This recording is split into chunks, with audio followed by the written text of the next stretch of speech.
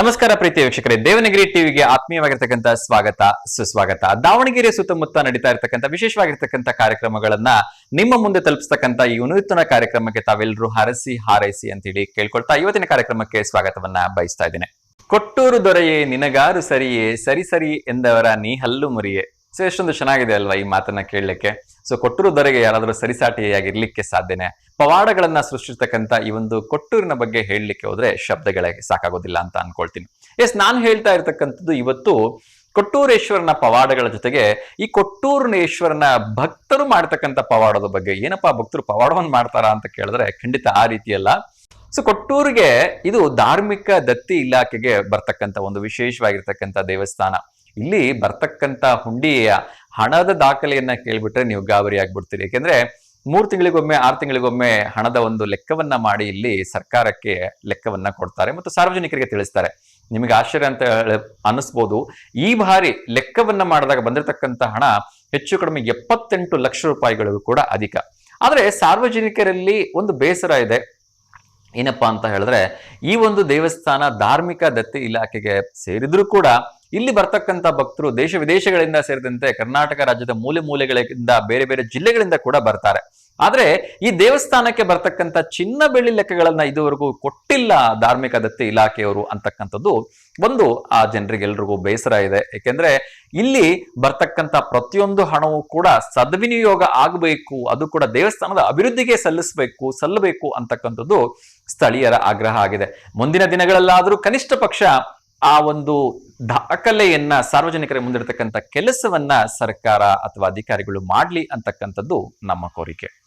ದೇಶದ ಉಕ್ಕಿನ ಮನುಷ್ಯ, ಭಾರತ ದೇಶದ ಮೊಟ್ಟ ಮೊದಲ ಗೃಹ ಮಂತ್ರಿಯಾಗಿದ್ದಂತಹ ಸರ್ದಾರ್ ವಲ್ಲಭಭಾಯ್ ಪಟೇಲ್ ಅವರ ಒಂದು ವಿಶೇಷವಾಗಿರ್ತಕ್ಕಂಥ ದಿವಸ, ಅವರ 150ನೇ ಜನ್ಮದಿನೋತ್ಸವ ದೇಶವೆಲ್ಲ ಅತ್ಯಂತ ಸಂಭ್ರಮದಿಂದ ಆಚರಣೆ ಮಾಡುವಾಗ ನಮ್ಮ ದಾವಣಗೆರೆ ಹಿಂದೆ ಬೀಳ್ಲಿಕ್ಕೆ ಸಾಧ್ಯನಾ? ಇವತ್ತು ಬೆಳ್ಳಂಬೆಳಗ್ಗೆ ಗುಂಡಿ ಸರ್ಕಲ್ ಇಂದ ಪ್ರಾರಂಭವಾಗಿರ್ತಕ್ಕಂಥ ಏನು ಒಂದು ಓಟ ಇತ್ತು, ಎವಿಕೆ ಕಾಲೇಜ್ ಮುಖಾಂತರವಾಗಿ ಅರುಣ ಸರ್ಕಲ್ ಮುಖಾಂತರವಾಗಿ ಕೊನೆಗೆ ಪೊಲೀಸ್ ಕವಾಯತು ಮೈದಾನದಲ್ಲಿ ಇದು ಅಂತ್ಯವನ್ನ ಕಾಣುತ್ತೆ. ಪೊಲೀಸ್ ವರಿಷ್ಠಾಧಿಕಾರಿಗಳಾಗಿರ್ತಕ್ಕಂಥ ಶ್ರೀಮತಿ ಉಮಾ ಪ್ರಶಾಂತ್ ಅವರು ಈ ಒಂದು ಜಾಥಾಕ್ಕೆ ಚಾಲನೆಯನ್ನ ನೀಡ್ತಾರೆ.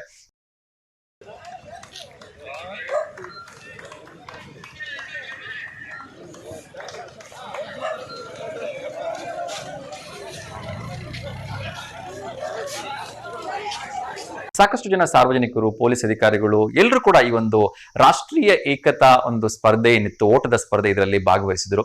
ಆರೋಗ್ಯದ ದೃಷ್ಟಿಯಿಂದನೂ ಕೂಡ ಇದು ತುಂಬಾ ಅತ್ಯಮೂಲ್ಯವಾಗಿರ್ತಕ್ಕಂಥದ್ದು. ಎಲ್ಲರೂ ಕೂಡ ದಿನವೂ ಸ್ವಲ್ಪವಾದ್ರೂ ಜಾಗಿಂಗ್ ಮಾಡಬೇಕು ಅಂತ ಹೇಳಿ ವೈದ್ಯರು ಹೇಳ್ತಾರೆ. ಸೊ ಅಂತ ಒಂದು ದಿನ ಎಲ್ಲ ಗಮನದಲ್ಲಿಟ್ಟುಕೊಂಡು ನಾವೆಲ್ಲರೂ ಕೂಡ ಏಕತೆಯಿಂದ ಇರಬೇಕು, ಒಗ್ಗಟ್ಟಿನಲ್ಲಿರಬೇಕು ಅಂತಕ್ಕಂಥ ಏನು ಸರ್ದಾರ್ ವಲ್ಲಭಾಯ್ ಪಟೇಲ್ ಅವರ ಒಂದು ಮನಸ್ಸಿನ ಮಾತಿನಂತೆ ಇವತ್ತು ನಮ್ಮ ದಾವಣಗೆರೆಯ ಪೊಲೀಸ್ ಇಲಾಖೆಯ ವತಿಯಿಂದ ವಿಶೇಷವಾಗಿರ್ತಕ್ಕಂಥ ಇಂಥ ಒಂದು ಕಾರ್ಯಕ್ರಮವನ್ನ ಏರ್ಪಡಿಸಲಾಗಿತ್ತು. ನಿಜಕ್ಕೂ ಕೂಡ ಶ್ಲಾಘನೀಯವಾಗಿರ್ತಕ್ಕಂಥ ಕೆಲಸ. ಸೊ ಎಲ್ಲರೂ ಕೂಡ ಈ ಕಾರ್ಯಕ್ರಮದಲ್ಲಿ ಭಾಗವಹಿಸಿದ್ರು. ಕಾರ್ಯಕ್ರಮದ ಯಶಸ್ಸಿಗೆ ಸಹಕರಿಸಿದ್ರು ಅಂತ ಹೇಳಿದ್ರು ತಪ್ಪಾಗ್ಲಿಕ್ಕಿಲ್ಲ.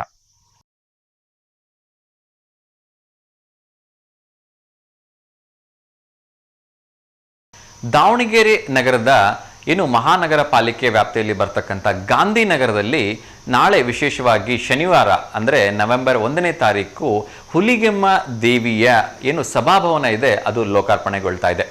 ಗಣಿ ಮತ್ತು ಭೂ ವಿಜ್ಞಾನ ಮತ್ತು ತೋಟಗಾರಿಕಾ ಸಚಿವರಾಗಿರ್ತಕ್ಕಂಥ ಎಸ್ ಮಲ್ಲಿಕಾರ್ಜುನ್ ರವರು ಈ ಒಂದು ಹುಲಿಗೆಮ್ಮ ದೇವಿಯ ಸಭಾಭವನವನ್ನ ಉದ್ಘಾಟನೆ ಮಾಡ್ತಾ ಇದ್ದಾರೆ. ಶಾಸಕ ಡಾಕ್ಟರ್ ಶಾಮನೂರ್ ಶಿವಶಂಕರಪ್ಪ ಅಧ್ಯಕ್ಷತೆ ವಹಿಸಿದರೆ ಸಂಸದರಾಗಿರ್ತಕ್ಕಂಥ ಡಾಕ್ಟರ್ ಪ್ರಭಾ ಮಲ್ಲಿಕಾರ್ಜುನ್ ರವರು ಮುಖ್ಯ ಅತಿಥಿಗಳಾಗಿ ಈ ಒಂದು ಕಾರ್ಯಕ್ರಮದಲ್ಲಿ ಭಾಗವಹಿಸಿರ್ತಾರೆ. ಅದೇ ರೀತಿ ಡಿ ಗಂಗಾಧರಪ್ಪನವರು, ಎಲ್ ಡಿ ಗೋಣಪ್ಪನವರು, ಟಿ ಪರಮೇಶ್ ಅವರು ಕೂಡ ಈ ಒಂದು ಕಾರ್ಯಕ್ರಮದಲ್ಲಿ ಉಪಸ್ಥಿತರಿರ್ತಾರೆ. ಹೆಚ್ಚಿನ ಒಂದು ಕಾರ್ಯಕ್ರಮವನ್ನ ಹಮ್ಮಿಕೊಳ್ತಾ ಇದ್ದೀವಿ ಅಂತ ಹೇಳಿ ಪದಾಧಿಕಾರಿಗಳಾಗಿರ್ತಕ್ಕಂಥ BH ವೀರಭದ್ರಪ್ಪನವರು ಕೂಡ ತಿಳಿಸಿದ್ದಾರೆ. ಸಭಾಭವನವನ್ನ ಸಾರ್ವಜನಿಕ ಸಭೆ ಮತ್ತು ಸಮಾರಂಭಗಳಿಗೆ ಉಪಯುಕ್ತವಾಗಿ ನೀಡ್ತೀವಿ ಅಂತ ಹೇಳಿ ಕೂಡ ಈ ಸಂದರ್ಭದಲ್ಲಿ ಅವರು ತಿಳಿಸಿದರು. ಇವತ್ತಿನ ಈ ಎಲ್ಲ ವಿಶೇಷ ಮಾಹಿತಿಗಳು ನಿಮಗೆ ಇಷ್ಟ ಆಗಿದೆ ಅಂತ ಹೇಳಿ ಭಾವಿಸ್ತೀನಿ. ಸೊ @NDTV ಡಿವಿಷನ್ ಫಾಲೋ ಮಾಡೋದು ಮರಿಬೇಡಿ ಮತ್ತು ನಿಮ್ಮ ಸುತ್ತಮುತ್ತ ನಡೀತಾ ಇರತಕ್ಕಂಥ ವಿಶೇಷವಾಗಿರ್ತಕ್ಕಂಥ ಕಾರ್ಯಕ್ರಮಗಳ ಬಗ್ಗೆ ನಮಗೆ ಮುಂಚಿತವಾಗಿ ಈ ಒಂದು ನಂಬರ್ಗೆ ವಾಟ್ಸಪ್ ಮೂಲಕ ತಿಳಿಸಿ. ಸೊ ಸಾಧ್ಯವಾದಷ್ಟು ಕಾರ್ಯಕ್ರಮಗಳ ಬಗ್ಗೆ, ಸಭೆ ಸಮಾರಂಭಗಳ ಬಗ್ಗೆ ನಮಗೆ ಮುಂಚಿತವಾಗಿ ತಿಳಿಸಿದ್ದಾದರೆ ಆ ಒಂದು ಮಾಹಿತಿಗಳ ವಿಡಿಯೋ ಕವರೇಜ್ ಅನ್ನ ಮಾಡಿಕೊಂಡು ಕೂಡ ನಾವು ಪ್ರಸಾರ ಮಾಡ್ತಕ್ಕಂಥ ಕೆಲಸವನ್ನ ಮಾಡ್ತೀವಿ ಅಂತ ಹೇಳಿ ತಮಗೆ ತಿಳಿಸ್ತಾ ಇದೀವಿ. ಸಮಾಜ ಪರವಾಗಿರ್ತಕ್ಕಂಥ ಯಾವುದೇ ಒಳ್ಳೆ ಕೆಲಸಗಳಾಗಿದ್ರು ಕೂಡ ಅದನ್ನ ತಪ್ಪದೆ ನಮ್ಮ ಗಮನಕ್ಕೆ ತನ್ನಿ.